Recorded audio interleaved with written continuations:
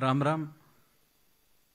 मंचावर उपस्थित माननीय नामदार श्री एकनाथरावजी शिंदे साहेब, डॉक्टर श्रीकांतजी शिंदे साहेब, आदरणीय पद्मश्री महाराष्ट्र भूषण अशोक सराफ सर, अलकाताई कुबल, उषाताई नाडकर्णी, विजय अण्णा गोखले, विजय पाटकर, विशाखा सुभेदार, सिद्धार्थ जाधव, संतोष जुवेकर।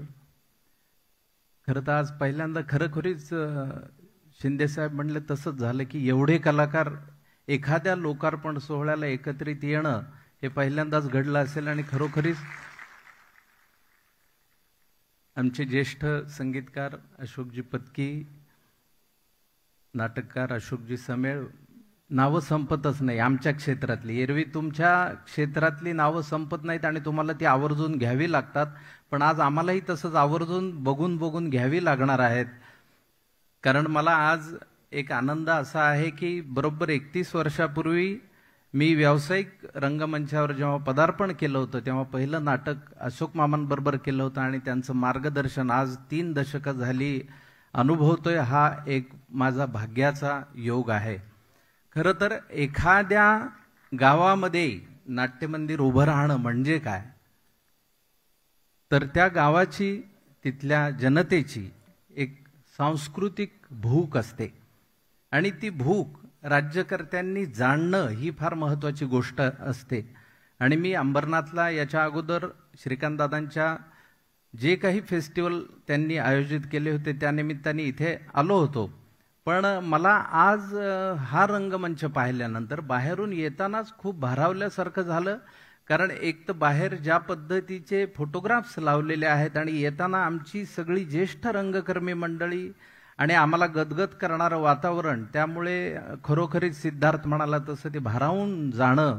आणि त्यानंतर इथे आल्यानंतर नांदीचे सूर ऐकल्यानंतर कुठल्याही कलाकारांना जी अंगात ऊर्जा संचारते ती फार महत्त्वाची। आणि मला वाटतं भरत पटकन आत गेला त्याचं कारण ते, आता तो आतून म्हणत असेल लवकर उरका मी तयार झालेलो आहे, असंही आतून हे असेल। पण मला असं वाटतं की या नाट्यगृहाला आज धर्मवीर आनंद दिघे साहेबांचं नाव दिल्यानंतर सुद्धा श्रीकांतजींनी जी गोष्ट केली आहे ती फार स्पृहणीय आहे की बाळ कोल्हटकरांचं नाव आणि अण्णाभाऊंचा पुतळा हा दुग्ध शर्करा योग ते साधतायत, म्हणजे राज्यकर्त्यांनी खूप समंजस असणं, अशा पद्धतीचं समंजस असणं ही फार महत्त्वाची आणि मोलाची गोष्ट मला वाटली। त्याबद्दल मी त्यांचं मनापासून अभिनंदन करतो। दुसरं, वाचनालय असणं किंवा नाट्यगृह असणं, यातून आपलं जे भाषिक एकत्रीकरण होत असतं ते खूप महत्त्वाचं असतं। आणि मला असं वाटतं की आपण ज्या भाषेत जन्मलोय ती खरं तर इतकी श्रेष्ठ आहे, म्हणजे मराठी भाषेविषयी आपल्याला सगळ्यांनाच मनापासून प्रेम असणं गरजेचं आहे। अलीकडच्या काळात इंग्रजाळलेलं सगळं पाहिल्यानंतर आपल्याला वाटतं अरे ती तोकडी भाषा आहे, आपली किती चांगली भाषा आहे। म्हणजे मराठीमध्ये आलिंगन, मिठी, बाहुपाश, करपाश असे शब्द ऐकल्यानंतर अंगावर रोमांच उभे राहतात। आणि त्याला इंग्रजीत काय शब्द आहे, हग। आणि आपल्याकडे पहा तुम्ही, शब्दांचे अर्थ, एक अनुस्वार दिला तर शब्दांचे अर्थ सुद्धा बदलतात। म्हणजे रग, त्याच्या अंगात खूप रग आहे, पण र वर अनुस्वार दिला तर तो रंग होतो। मजूर हा शब्द आहे, मजूर, त्याच्यावर अनुस्वार दिला तर तो मंजूर असा होतो। भाडं, घराचं भाडं, त्याच्यावर अनुस्वार दिला तर ते भांड होतं। मला असं वाटतं ज्या भाषेमध्ये एवढं सामर्थ्य आणि समृद्धी आहे त्या भाषेत आपण जन्मलो, ह्यापेक्षा अजून काय सुदैव पाहिजे। आणि ती जपण्यासाठी अशा पद्धतीचा रंगमंच उभा करणं ही खरोखरीच मला सगळ्यात महत्त्वाचं म्हणजे ही रचना खूप आवडली।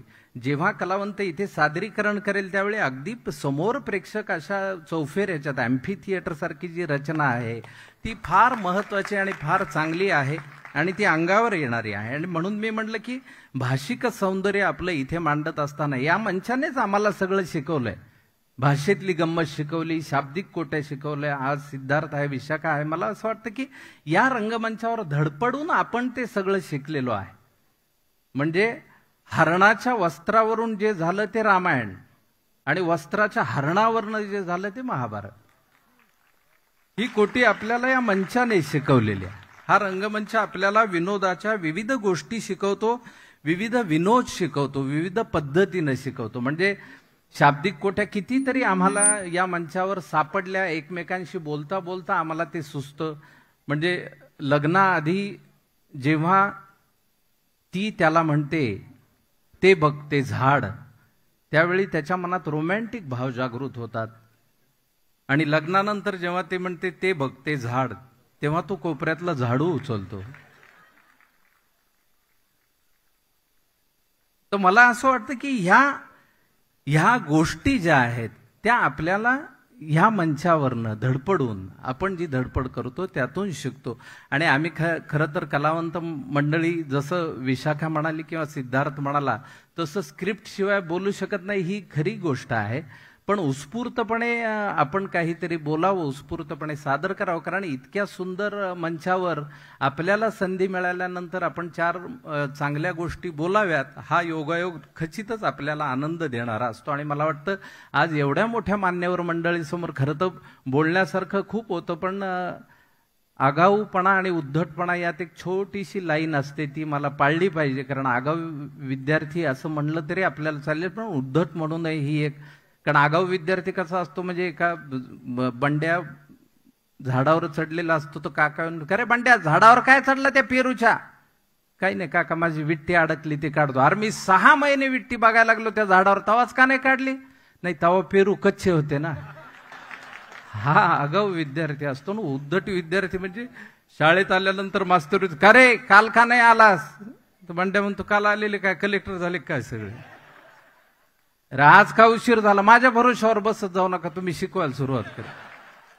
उद्या उशीर आला तर कोंबडा करीन, नाही काळ्या मसाल्यात कारण झणझणीत करायचं.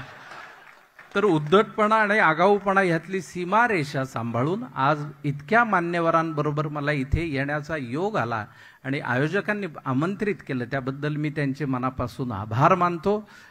ज्या कार्यक्रमासाठी ढवळे साहेब असतील, माझी नाट्य सहाध्यायी अरुंधती भालेराव असेल, या सर्वांनी मला आमंत्रित केलं, त्याबद्दल त्यांचे मनापासून आभार मानतो.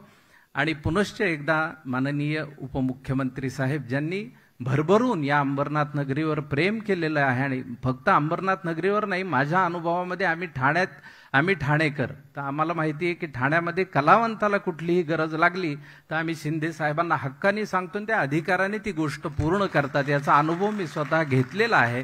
त्यामुळे त्या गोष्टी पण सांगणं गरजेचं. श्रीकांत दादांचं पण मनापासून अभिनंदन करतो आणि इथे आमंत्रित केल्याबद्दल पुनश्च एकदा आभार मानतो आणि माझं मनोगत थांबवतो. जय जवान, जय किसान.